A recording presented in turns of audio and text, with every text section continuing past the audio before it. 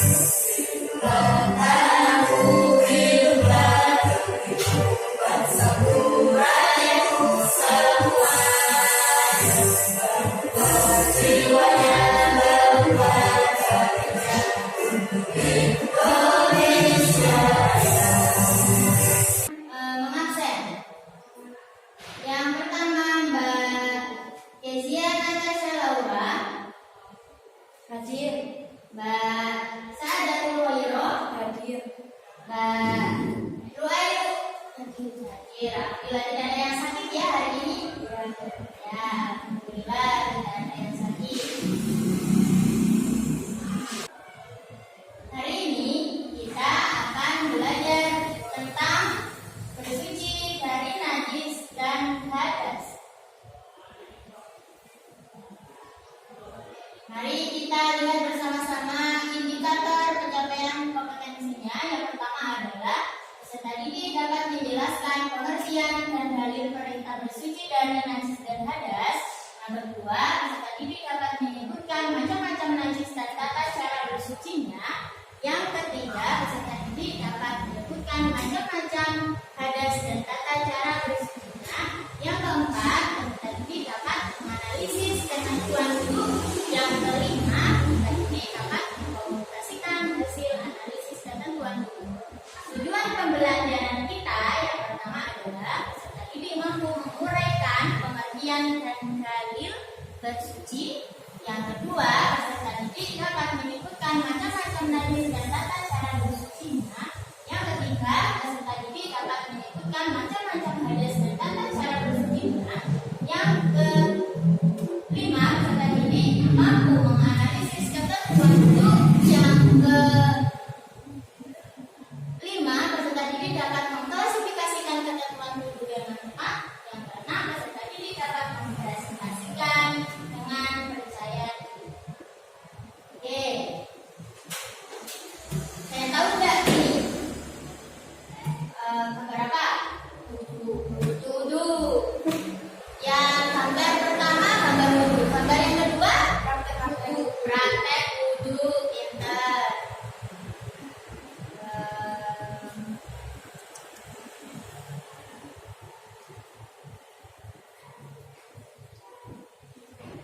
Sebelum kita memulai pembelajaran penjelasan, disimak dulu ya video ini. Assalamualaikum warahmatullahi wabarakatuh. Mari pada aktivitas pada hari ini bersuci dari najis dan hadas.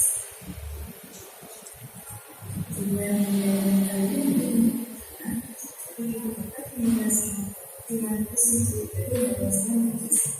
Yang kedua, ini dapat melakukan macam-macam najis dan cara bersuci. Yang ketiga, peserta didik dapat melakukan macam-macam najis dan cara bersuci. Tahukah kamu apa itu najis dan hadas? Ayo, saya mau menjawab.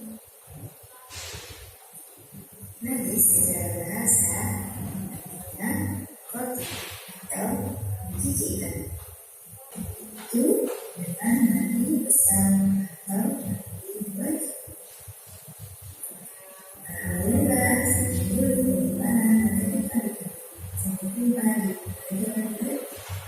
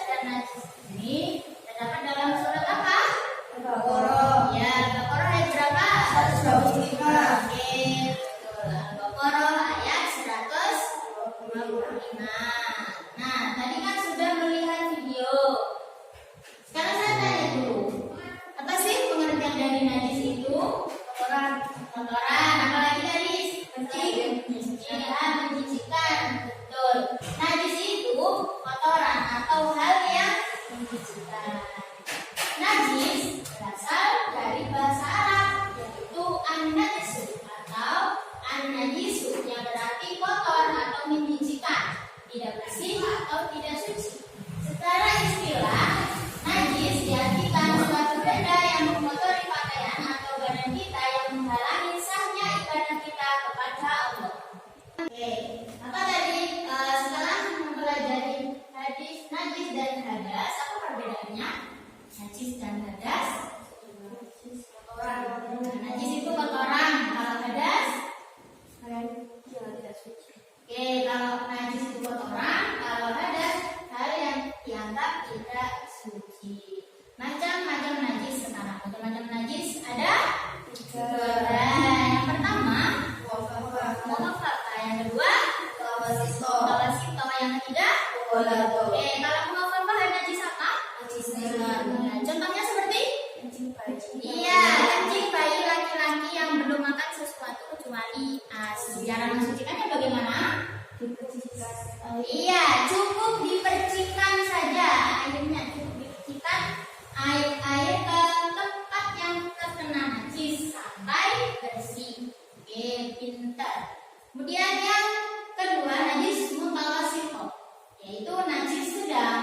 Najis sedang ini dibagi menjadi dua. Yang pertama najis ainiyah dan yang kedua najis hukmiyah. Kalau ainiyah itu najis yang nampak, jadi kelihatan wujudnya. Misalnya kotoran, ada kotorannya cicak, ya kelihatan kotorannya cicak. Kemudian kalau najis hukmiyah itu adalah najis yang tidak tampak. Contohnya seperti bagaimana?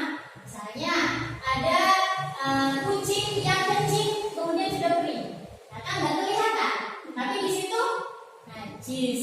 Nah itu namanya najis hukmiyah, mutawassit yang hukmiyah. Jadi cara mensucikannya dibersihkan dengan air sampai hilang warna, bau, rasa, dan rupanya. Jadi dibersihkan dengan air. Jadi ya. Yang ketiga adalah najis mughalladhah. Najis mughalladhah ini adalah najis berat. Contohnya seperti iya, contohnya seperti anjing dan babi. Di anjing dan babi itu tidak hanya anjing dan babinya, tapi air liurnya juga, dagingnya,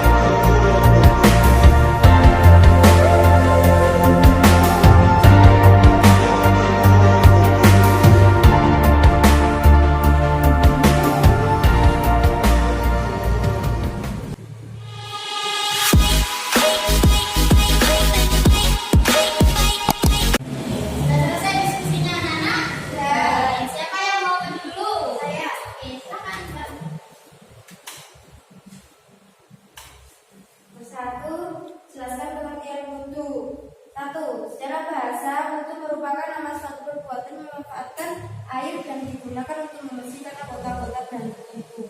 Nomor 2, syarat wudu. Syarat wudu, Islam mengais, memakai air yang suci dan mensucikan, tidak sedang berhadas. Nomor 2, rukun berwudu. Pertama, niat, kedua membasuh muka dari tumbuhnya rambut sebelah atas, membasuh kedua tangan, mengusap sebagian kepala, dan membasuh kedua kaki. Dan yang terakhir tertib. Nomor 3, sunnah berwudu. Membaca basmalah saat memulai wudu, membasuh kedua telapak tangan sampai pergelangan sebanyak 3 kali. Hal-hal yang membatalkan wudu, pertama, kentut, bilangnya akan baik karena tidur, menyentuh kemaluan dengan telapak tangan tanpa penghalang. Oke, terima kasih. Beri aplaus. Kelompok selanjutnya, siapa yang mau maju? Ayo, saya. Oke, silakan Mbak.